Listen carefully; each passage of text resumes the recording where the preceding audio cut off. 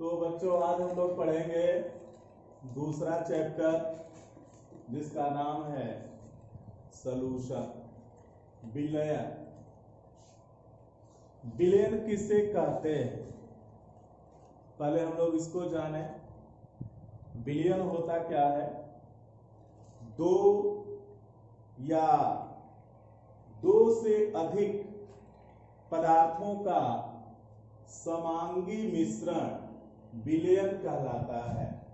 अगर आपको परिभाषा लिखना है तो आप ऐसे लिख सकते हैं कि दो या दो से अधिक पदार्थों का समांगी मिश्रण विलयन कहलाता है।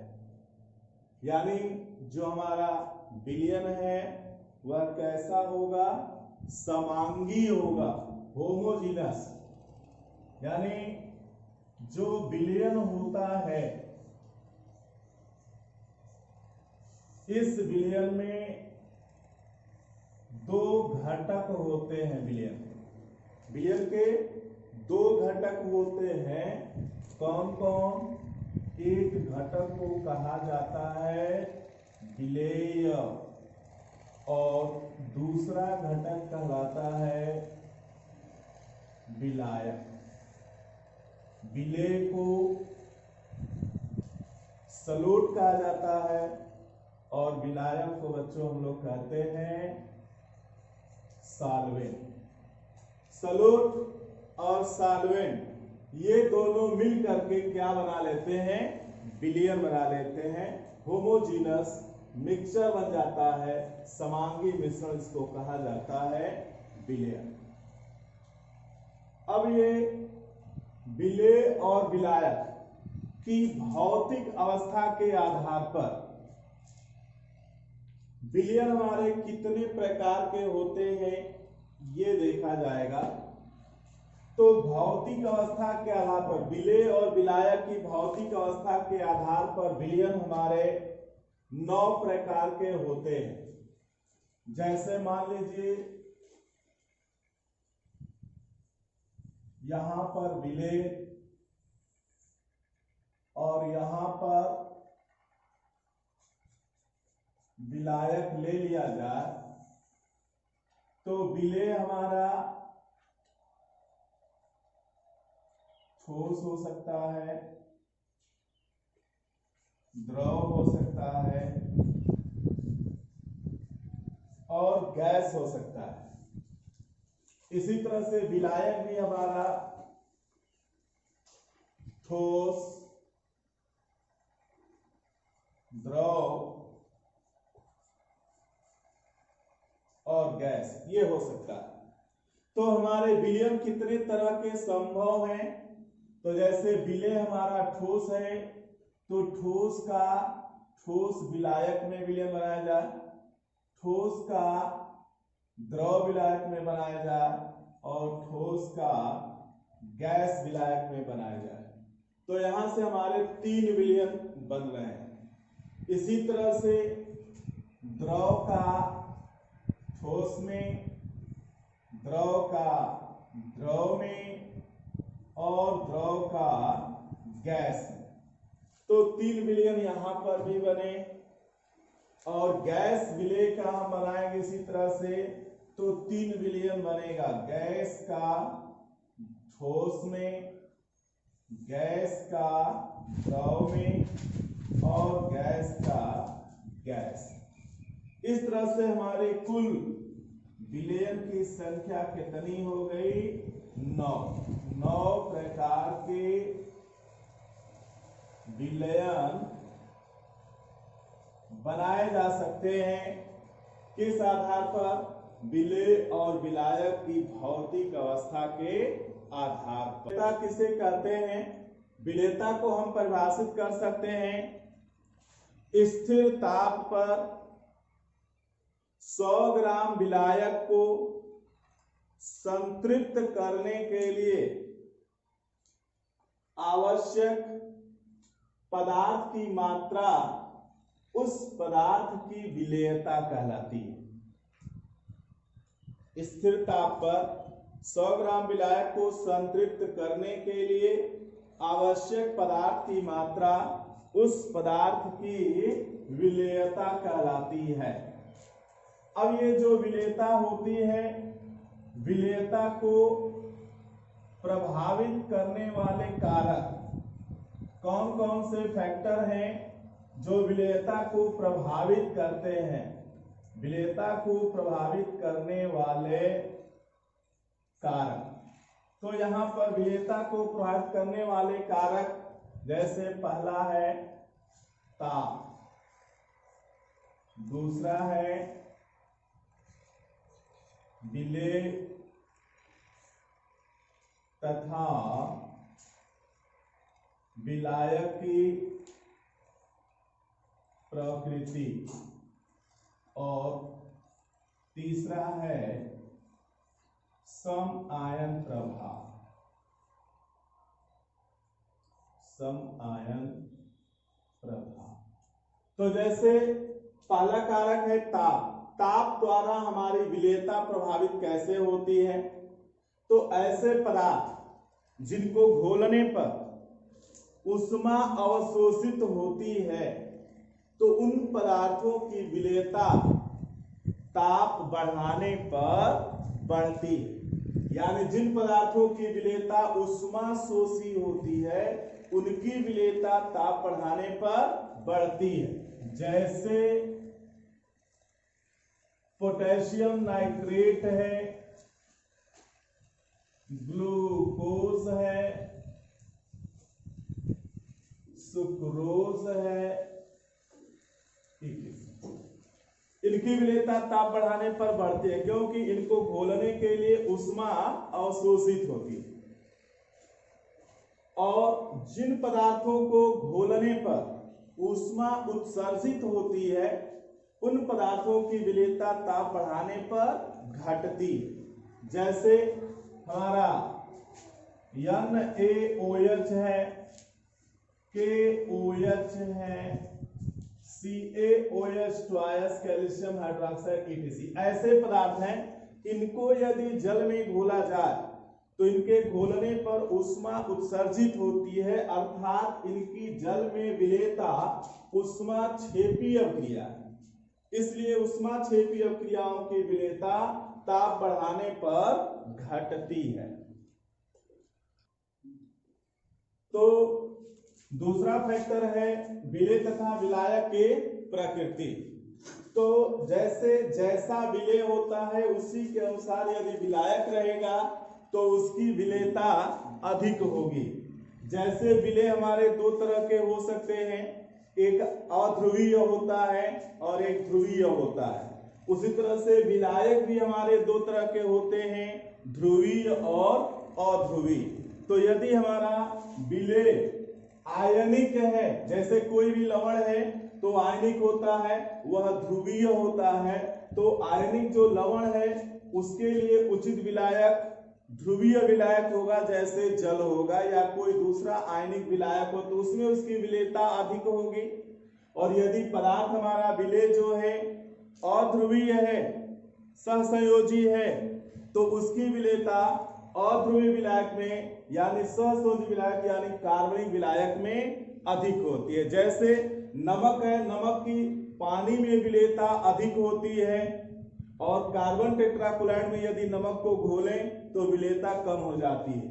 उसी तरह से यदि आयोडीन जो कि हमारा अध्रुवीय पदार्थ है, तो आयोडीन को जल में घोलते हैं तो उसकी विलेयता कम होती है, लेकिन आयोडीन को कार्बनिक विलायक जैसे कार्बन टेट्राक्लोराइड या कोई दूसरा अध्रुवीय विलायक में घोलें तो उसमें उसकी विलेयता अधिक होती है। तीसरा फैक्टर बच्चों हम लोग का है सम आयन प्रभाव। इसको कॉमन आयन इफेक्ट भी कहा जाता है। जैसे कोई पदार्थ है, हम विलयन बना रहे हैं, उस विलयन में यदि पहले से उसका कोई कॉमन आयन समान आयन उपस्थित है तो उस स्थिति में उस पदार्थ की विलेयता प्रभावित होती है, और प्रभावित होने में कम हो जाती है। यानी सम आयन की उपस्थिति में किसी पदार्थ की विलेयता पहले की तुलना में और भी कम हो जाती है। जैसे सम आयन कॉमन आयन दो पदार्थ होंगे, जैसे आपका सोडियम क्लोराइड है तो AgCl पदार्थ है। AgCl को यदि हम जल में घोलते हैं तो उसकी विलेयता अधिक होती है, लेकिन उसी जल में अगर थोड़ा सोडियम क्लोराइड मिला दिया जाए और उस विलयन में AgCl को हम घोलें तो सोडियम क्लोराइड की उपस्थिति में AgCl की विलेयता कम हो जाती है, क्योंकि AgCl के आयनन से क्लोराइड आयन उत्पन्न होता है और सोडियम क्लोराइड के आयनन से भी क्लोराइड आयन उत्पन्न होता है।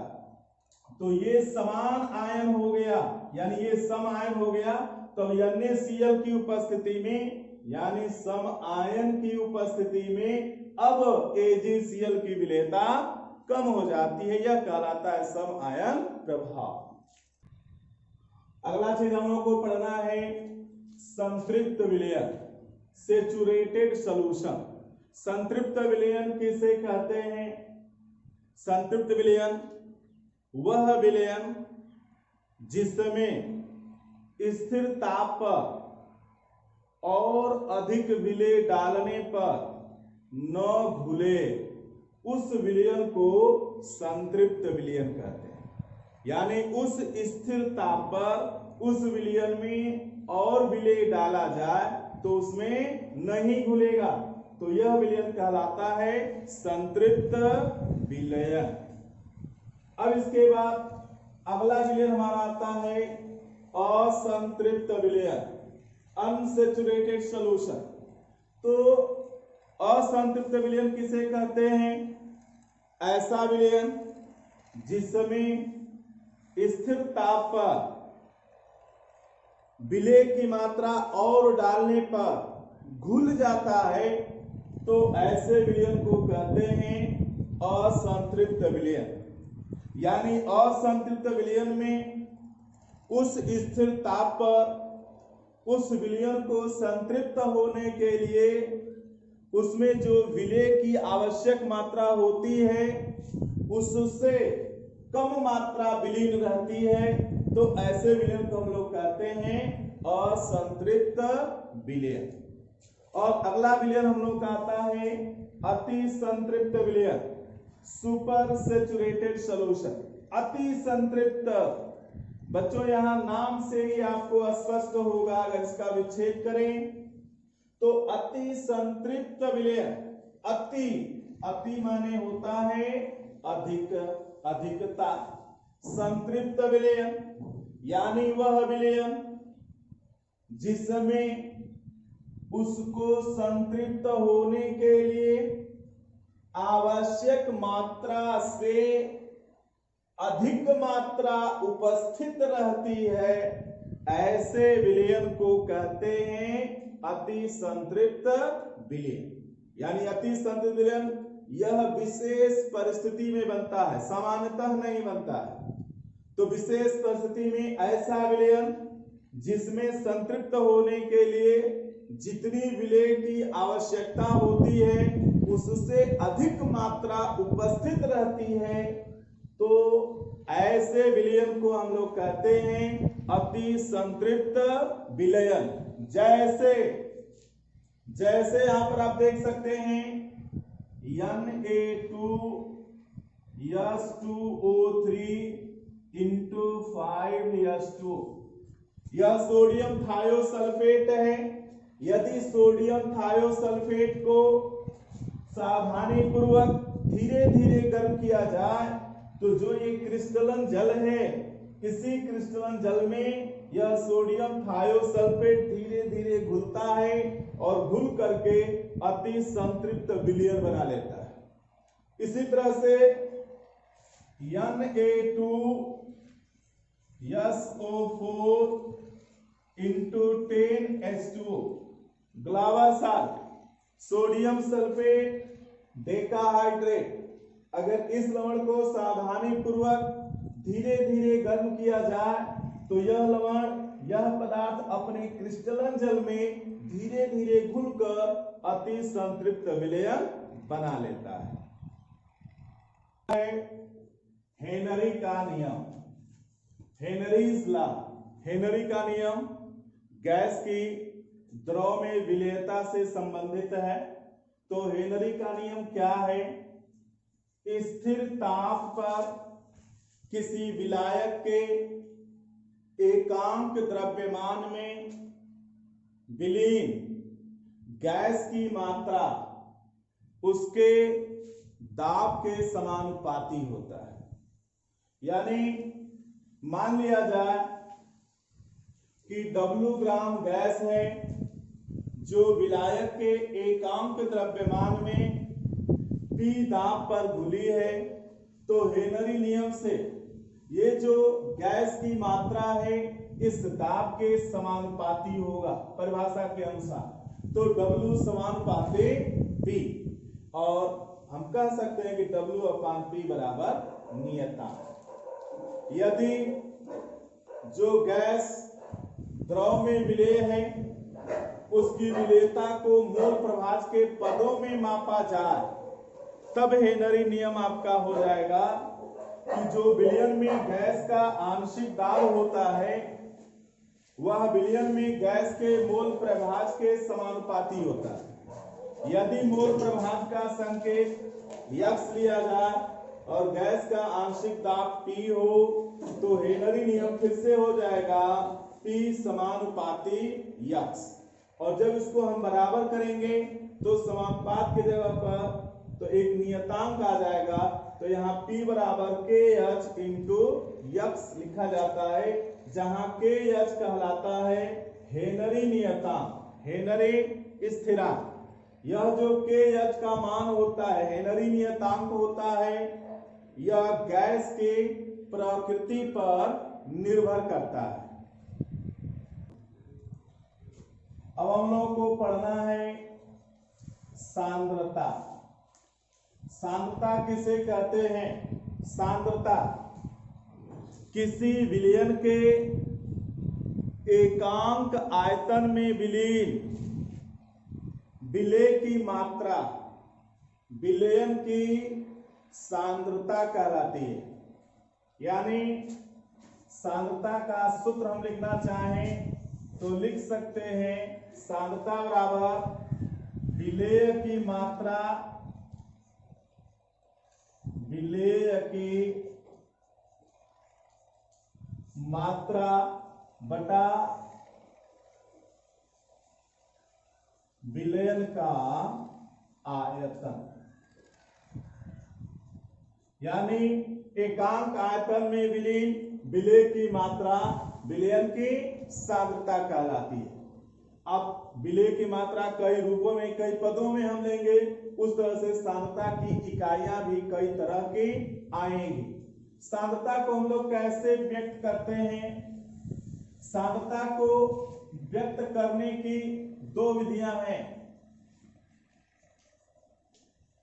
एक होता है भौतिक यूनिट में और एक होता है रासायनिक यूनिट में। सांद्रता को दो प्रकार से प्रदर्शित किया जाता है, भौतिक यूनिट में और रासायनिक यूनिट में। भौतिक यूनिट में किस तरह से हम व्यक्त करते हैं? तो इसमें पहला होता है भार प्रति शतता, दूसरा होता है आयतन प्रतिशतता, तीसरा होता है ppm में सांद्रता। यानी भौतिक यूनिट में सांद्रता को इन तीन यूनिटों में व्यक्त किया जाता है, तीन तरह से, भार प्रतिशतता के रूप में, आयतन प्रतिशतता के रूप में और ppm में सांद्रता। रासायनिक यूनिट में इसको व्यक्त किया जाता है ग्राम प्रति लीटर सांद्रता, नॉर्मलता के पदों में। अगला है मोलरता के पदों में। अगला है मोलरता के पदों में। अगला है मोल प्रभाज के पदों में, और अगला है फॉर्मलता के पदों में। ये सांद्रता को व्यक्त करने की विधियां हैं। अब हम एक एक पर चर्चा करेंगे कि किस तरह से सांद्रता को व्यक्त किया जाता है। भार प्रतिशतता, परसेंटेज बाय वेट। भार प्रतिशतता को हम लोग कहते हैं परसेंटेज बाय वेट, या W/W या भारानुसार लिखा रहता है। भार प्रतिशतता क्या होती है? 100 ग्राम विलयन में विलेय की ग्राम में मात्रा विलयन की भार प्रतिशतता कहलाती है। यानी हम सूत्र लिखना चाहें भार प्रतिशतता की, तो भार प्रतिशतता बराबर हो जाएगा विलेय का द्रव्यमान बटे विलयन का द्रव्यमान गुणे 100। ये कहलाता है भार प्रतिशतता।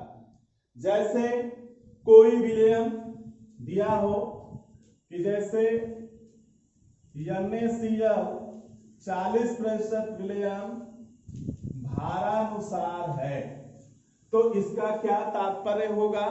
इसका तात्पर्य होगा कि सोडियम क्लोराइड के 100 ग्राम विलयन में सोडियम क्लोराइड पदार्थ 40 ग्राम घुला हुआ है। ये होता है भारानुसार विलयन यानी भार प्रतिशतता। अगला है आयतन प्रतिशतता। आयतन प्रतिशतता परसेंटेज बाय वॉल्यूम। इसको हम लोग परिभाषित करते हैं 100 मिली विलयन में विलेय के मिलीलीटरों की संख्या। विलयन की आयतन प्रतिशतता कहलाती है। यानी आयतन प्रतिशतता बराबर हम सूत्र दिखा सकते हैं विलेय का आयतन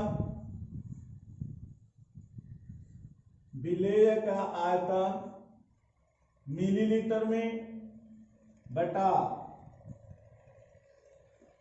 विलयन का आयतन मिलीलीटर में गुणे 100। ये कहलाता है आयतन प्रतिशतता। अगला है ppm में सांद्रता, पार्ट्स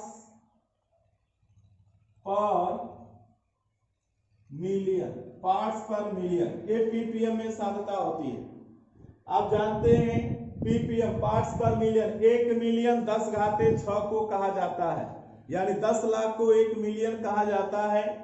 तो यहाँ पर ppm में सांद्रता आपकी कही जाएगी किसी विलयन के 10⁻6 यानी 1 मिलियन भाग यानी 10 लाख भाग में उपस्थित विलेय की मात्रा उसकी ppm में सांद्रता कहलाती है। यानी इसको सूत्र के रूप में लिखना हो तो ppm में सांद्रता बराबर हम लिख सकते हैं विलेय की मात्रा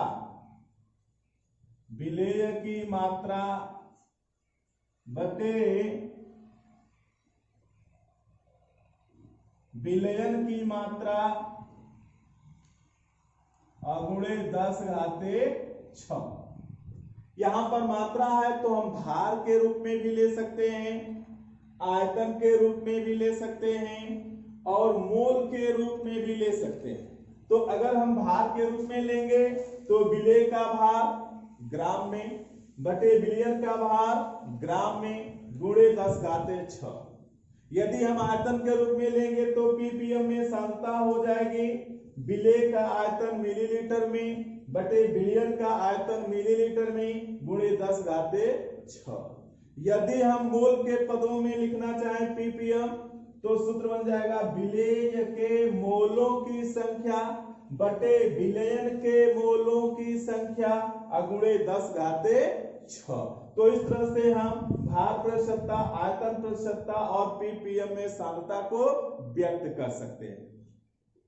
ग्राम प्रति लीटर सांद्रता, इसको हम परिभाषित कर सकते हैं 1 लीटर विलयन में विलीन विलेय की ग्राम में मात्रा, विलयन की ग्राम प्रति लीटर सांद्रता कहलाती है। यहां पर हम शुद्ध लिख सकते हैं ग्राम प्रति लीटर सांद्रता बराबर विलेय की मात्रा चाहे विलेय का द्रव्यमान ग्राम में बटे विलयन का आयतन लीटर। इस तरह से हमारा सांद्रता निकल जाएगा ग्राम प्रति लीटर। अगला है नॉर्मलता, नॉर्मैलिटी। नॉर्मलता क्या होता है? 1 लीटर विलयन में विलीन विलेय के ग्राम तुल्यांकों की संख्या विलयन की नॉर्मलता कहलाती है। यानी नॉर्मलता बराबर हम लिख सकते हैं विलेय के ग्राम तुल्यांक बटा विलयन का आयतन लीटर में। और ग्राम तुल्यांक कैसे निकाला जाता है? तो किसी पदार्थ के भार में उस पदार्थ के तुल्यांकी भार से भाग दे दिया जाए तो ग्राम तुल्यांक निकल जाता है। तो हम सूत्र को फिर से लिख सकते हैं इस तरह से कि विलेय का भार बटे विलेय का तुल्यांकी भार पूरे का बटा विलयन का आयतन लीटर में, ये हम लिख सकते हैं। नॉर्मलता को कैपिटल एन के द्वारा प्रदर्शित किया जाता है। यदि किसी विलयन की नॉर्मलता 1 एन हो तो उस विलयन को कहा जाता है नॉर्मल विलयन। यदि विलयन की नॉर्मलता 1/10 एन है तो उस विलयन को हम लोग कहते हैं देसी नॉर्मल विलयन। यदि किसी विलयन की नॉर्मलता 1/100 है, 1/100 एन चाहे n/100 चाहे 0.01 एन, तो इस विलयन को कहा जाता है सेंटी नॉर्मल।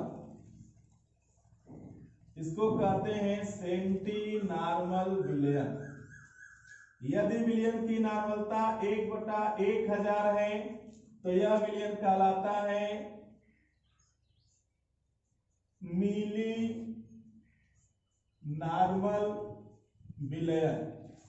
और यदि विलयन की नॉर्मलता 1/2 है, आधी 1/2 एन, तो ऐसे विलयन को हम लोग कहते हैं सेमी नॉर्मल विलयन।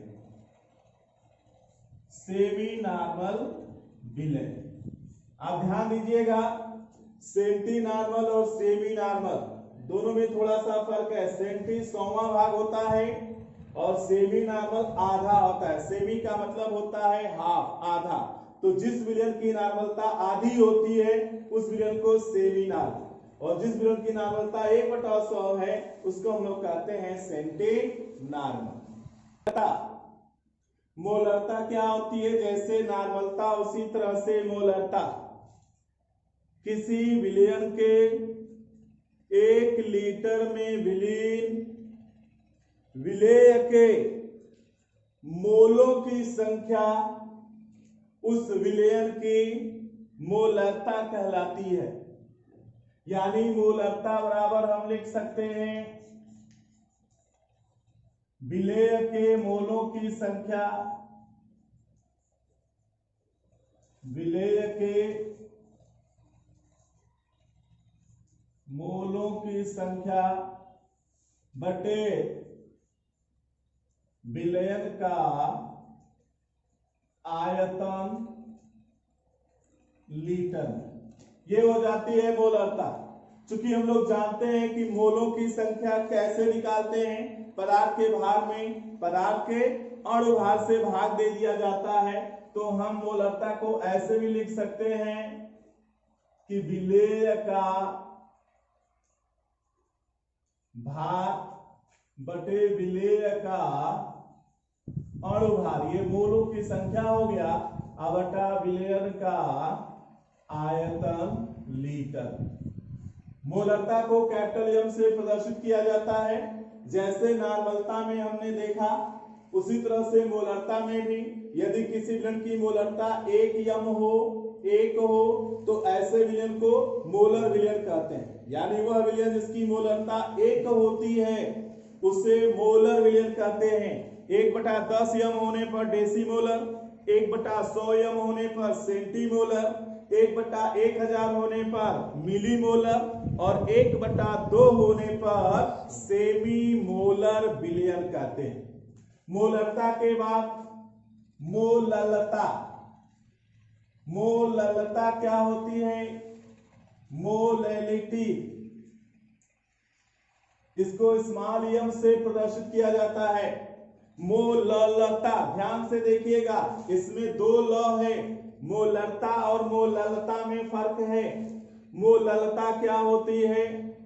1 किलोग्राम विलायक में विलीन, 1 किलोग्राम विलायक में विलीन विलेय के मोलों की संख्या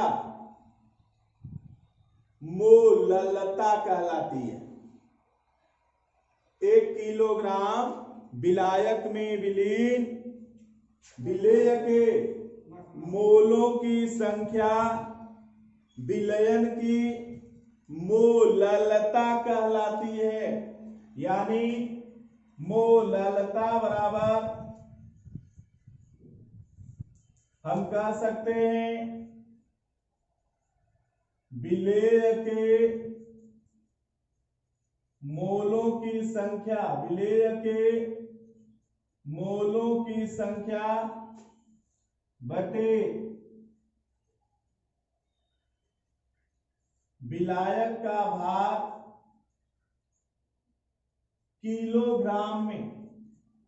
यदि हम विलायक के भार को ग्राम में लेंगे तो 1000 से डिवाइड करना पड़ेगा, तब सूत्र हमारा ऐसे हो सकता है कि विलेय के मोलों की संख्या, विलेय के मोलों की संख्या बटे विलायक का भार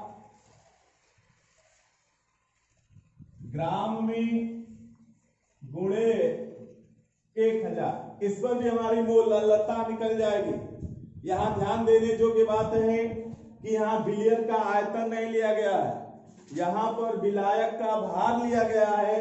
ये कहलाती है मोललता। जैसे नार्मलता और मोलरता में था, उसी तरह से मोललता में भी यदि विलयन की मोललता 1 आती है तो ऐसे विलयन को मोलल विलयन कहते हैं। 1/10 आने पर डेसीमोलल विलयन कहेंगे, 1/100 आने पर सेंटीमोलल विलयन कहेंगे, 1/1000 आने पर मिलीमोलल विलयन कहेंगे और 1/2 आने पर उसको सेमी मोलल विलयन कहा जाएगा। मोल प्रभाज, मोल फ्रैक्शन। मोल प्रभाज क्या होता है? जैसा कि नाम से स्पष्ट है, मोलों का प्रभाज यानी अंश यानी मात्रा। फ्रेगमेंट, तो मोल प्रभाज होता है किसी विलयन में 2 घटक होते हैं, विलेय और विलायक, तो उसमें से किसी भी घटक का हम मोल प्रभाज निकाल सकते हैं। तो विलयन में उपस्थित किसी घटक का मोल प्रभाज उस घटक के मोलों की संख्या तथा विलयन में उपस्थित सभी घटकों के कुल मोलों की संख्या का अनुपात होता है।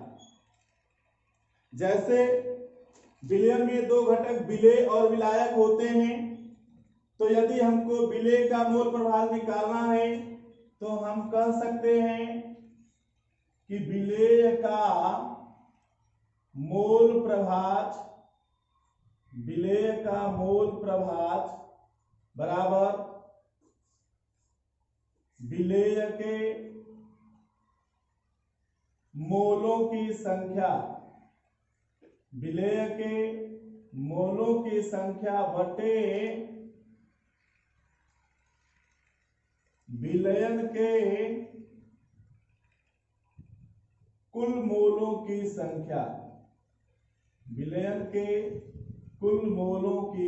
संख्या, यदि हम मान लें कि विलेय के मोलों की संख्या स्मॉल n और विलायक के मोलों की संख्या कैपिटल N है, तो यहाँ विलेय का मोल प्रभाज जाई स्मॉल n बराबर हो जाएगा विलेय के मोलों की संख्या स्मॉल n बटे विलयन के कुल मोल। तो विलयन में दो घटक होते हैं विलेय और विलायक, तो कुल मोल यानी विलेय के मोलों की संख्या और विलायक के मोलों की संख्या दोनों को जोड़ देंगे, तो ये हो जाएगा विलेय के मोलों की संख्या स्मॉल n धन विलायक के मोलों की संख्या कैपिटल N। इसी तरह से यदि विलायक का मोल प्रभाज निकालना हो तो विलायक का मोल प्रभाज ये जाई कैपिटल N बराबर हो जाएगा विलायक के मोलों की संख्या कैपिटल N बटे कुल मोलों की संख्या, यानी विलेय धन विलायक के कुल मोलों की संख्या। और एक बात ध्यान देंगे कि विलयन में जो विलेय और विलायक होते हैं, इन दोनों घटकों के मोल प्रभाजों का योगफल सदैव कितना होता है? 1 होता है, यानी जाई स्मॉल n धन जाई कैपिटल N बराबर 1। यानी यदि हमको विलेय का मोल प्रभाज मालूम हो और विलायक का मोल प्रभाज निकालना हो उसी विलयन में, तो एक में से घटा दिया जाए तो हमको विलायक का मोल प्रभाज मिल जाएगा। ये चीज है फॉर्मलता, फॉर्मेलिटी। फॉर्मलता क्या होती है? फॉर्मलता को कैपिटल F से प्रदर्शित किया जाता है। फॉर्मलता एक तरह से मोलरता ही होती है। जैसे मोलरता हम लोग पढ़े हैं कि किसी विलयन के 1 लीटर में विलेय के मोलों की संख्या विलयन की मोलरता कहलाती है। ठीक उसी तरह से फॉर्मलता को भी परिभाषित करेंगे। बस फर्क ये है कि यहाँ पर जो विलेय है, जो पदार्थ है, वह आयनिक ठोस होता है। तो आयनिक ठोसों के विलयन में आयनिक ठोस जो होता है उसका जो केमिकल फार्मूला होता है, रासायनिक सूत्र होता है, उस रासायनिक सूत्र के अनुसार फार्मूला के अनुसार उसके मोलों की संख्या निकालते हैं। सूत्रानुसार मोलों की संख्या यानी फार्मूलर मोलों की संख्या और विलयन का आयतन से डिवाइड किया जाता है तो निकलता है फॉर्मलता। देखिए इसको हम परिभाषित करेंगे किस तरह से। किसी आयनिक ठोस के विलयन में उसके सूत्रानुसार मोलों की संख्या और विलयन का आयतन का अनुपात उसकी फॉर्मलता कहलाता है। फिर से देखें और सिस्टमेटिक ढंग से कि किसी आयनिक ठोस के 1 लीटर विलयन में विलीन उसके फार्मूलर मोलों की संख्या उस विलयन की फॉर्मलता कहलाती है। यानी फॉर्मलता बराबर हो जाएगा सूत्रानुसार मोलों की संख्या, सूत्रानुसार मोलों की संख्या बटे विलयन का आयतन लीटर।